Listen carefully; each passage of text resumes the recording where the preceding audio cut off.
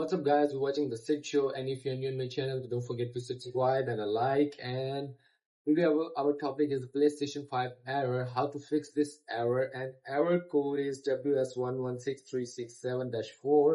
Access to the PSN has been suspended. So I'm just going to share my screen on the left side, and here we are at the screen.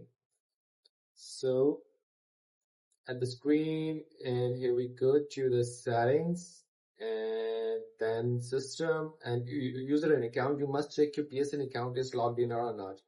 If not logged in, you must go to login, and here is the go to the others, and you can check the look at that. Here's the sign out. Your PSN account is signed in already. If you get here the sign in, you must go to sign in and restore the license. Sometime you're having a problem because of the license also.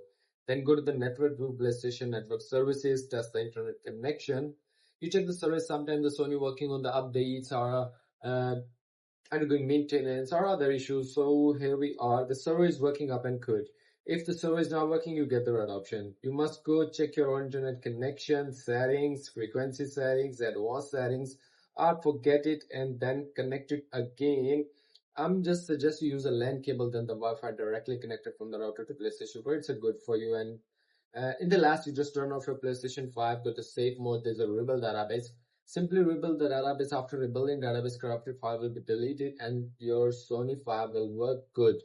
So simply that's how you can fix this error. And if you want to ask me a question, then leave a comment in the comment box, and see you soon for the next one, for the next topic. See ya.